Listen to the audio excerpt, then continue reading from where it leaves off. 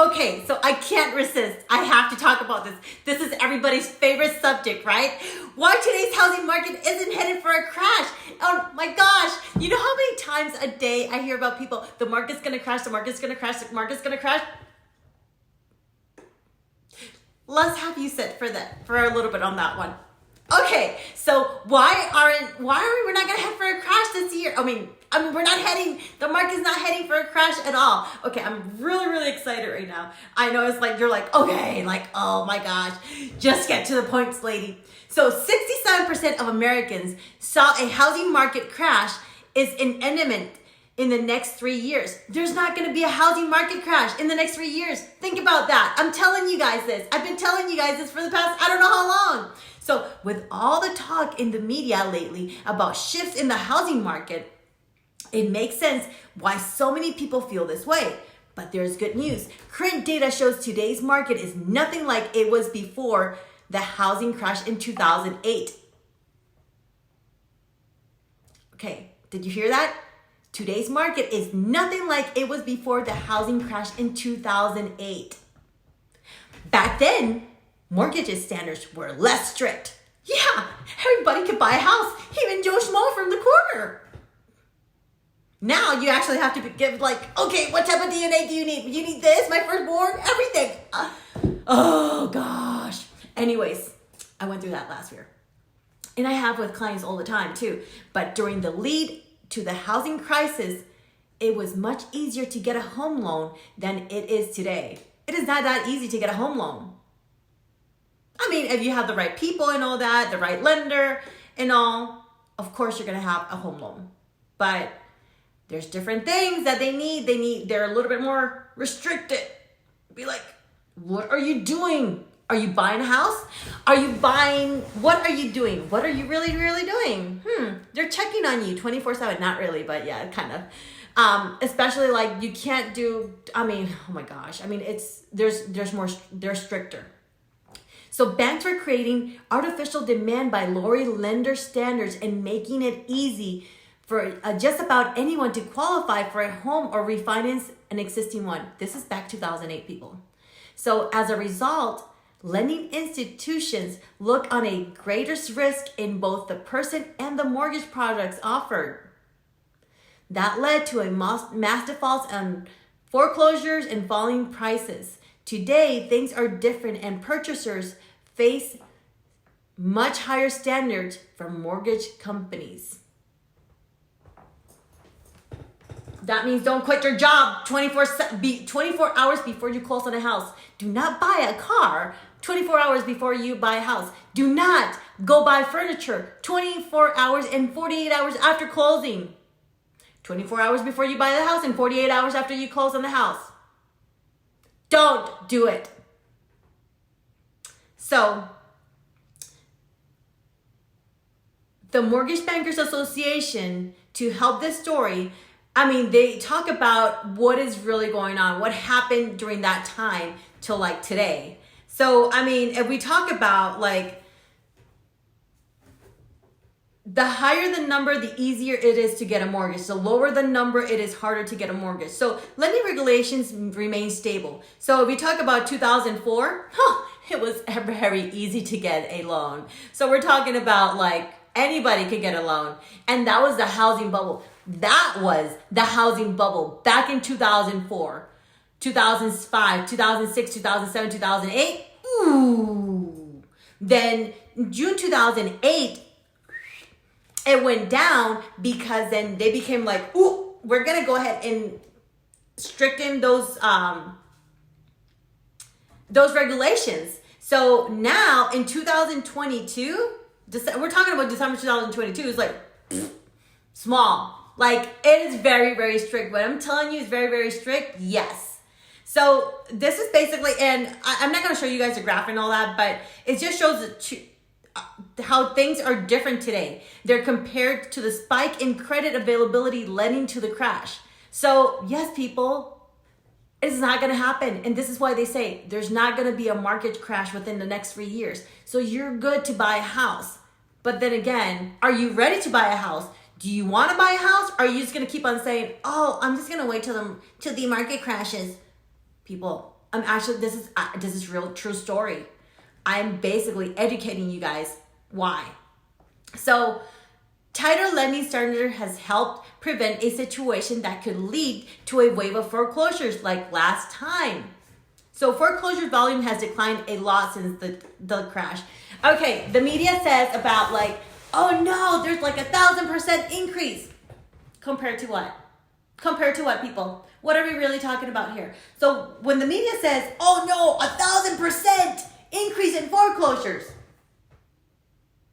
If you compare the real numbers during like the past 3 or 4 years, it's like a tiny bit. It's not even a percent compared to those numbers at all.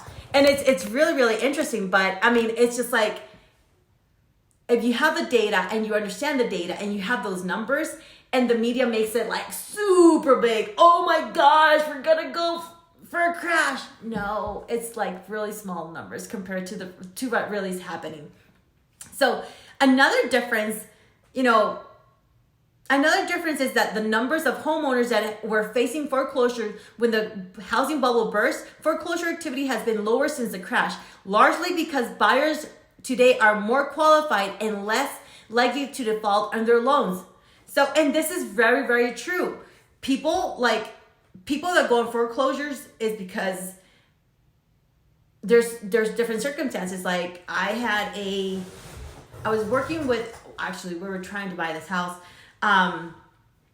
This seller had gotten scammed and he had not paid his house for 3 years. He went to the forbearance program. It was like something like, wow. I mean, when I'm telling you, when you're in real estate, you see it all. Nothing surprises you anymore. So it was like, it was a crazy story. It went through, different things. But anyways, that's not the point. There's drastic circumstances when someone goes on foreclosure. So let's talk about foreclosures past and present. We're talking about, lenders started the process on 63,538 U.S. properties in the fourth quarter. So how many, what does that mean for you? So even as foreclosures tick up, the number is still very, very low. And this is what I told you, so small. And on top of that, most experts don't expect foreclosures to go up drastically. Likely, they did find the crash they found in 2008. But Bill McBride, founder of Calculated Risk, explains the impact in a large increase in foreclosures had on home prices back then and how that's unlikely to happen this time.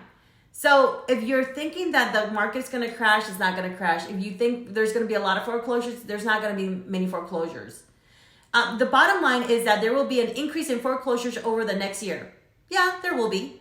But keep in mind, those people have, if they are smart and on time, distressed properties, then they still have equity and they can come ahead. Depending on their circumstances, some people don't want to talk about foreclosure. Some people are scared of reaching out to somebody else to work things out. And if you're going through that, just reach out to a real estate agent that can actually help you. Be like, okay, let's see what your alternatives are. Because I've saved plenty of people from foreclosure. I'm like, I don't want you selling your house. And it's just like, find that person that actually be like, hey, what are your alternatives instead of going into foreclosure? But if it's too late, then sometimes you'll have to sell the house in order to actually, to make means end. I mean, it depends. I mean, it varies case by case because if I get really, really detailed, I'll lose you guys on this. But anyways, talk to a real estate agent. See what alternatives are. Talk to your bank. And, depending on your circumstances, it's always good to talk to your bank. And if not, then talk to a real estate agent that can actually help you out with this. I've worked with this many times, especially during the COVID season. Okay, so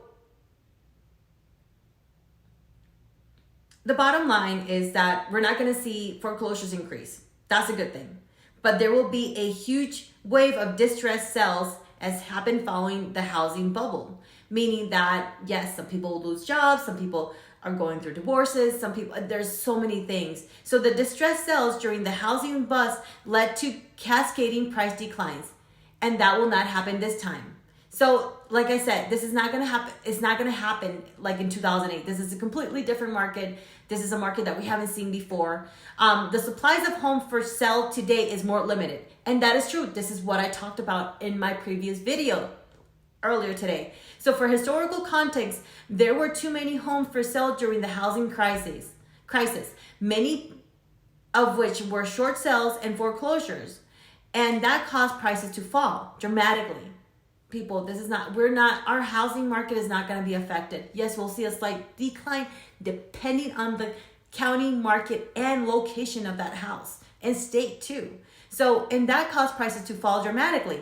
Supply has increased since the start of this year, but there's still a shortage of inventory available overall, primarily due to years of underbuilding homes. And like I said earlier, we are in a shortage of inventory. So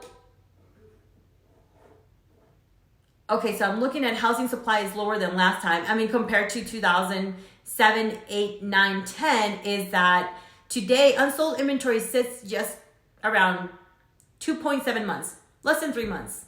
Supplied at the current sales pace, which significantly lower than the last time. Oh my gosh, I can't talk right now. So there's just isn't enough inventory in the market for home prices to come on crashing down like it did last time, 2008. Even though in some overheated markets may experience a slight decline. So yes, we are in an overheated market, which is Atlanta, hot Atlanta. I like saying that. But it's just like, it's not compared to last time, because last time there was an excruciating amount of houses. It's crazy how much houses there were for sale. Now we are underbuilt. Like I said, 3 to 5 million homes. And it's going to take years and years to actually be able to catch up to that. So for the next 3 years, sit tight. If you're thinking of buying a house, right now is the time to buy. And don't even think that we're going to go on a market crash. We're not going to crash. So if you're worried for another housing crash, the data above should help ease those fears. So let me know if you guys have any questions, how I can help you. Expert insights and the most current data clearly shows that today's market is nothing like it was last time. So hopefully you guys are feeling confident about this, that the market is not going to crash. This is not 2008. There's more stricter guidelines and regulations in order to actually get a loan. It's just like something that you guys didn't want to hear, but it is a reality. And a lot of people have been on hold, like during the pandemic. When we were in the pandemic, yeah, a lot of people were like, no, the world's going to end. And no, it did not end. Actually, that's where people took advantage and bought houses, which is actually during pre-pandemic or during like the start of pandemic, people were like crazy buying houses. It was insane. But I would say, let me know if you guys have any questions. Have a beautiful day.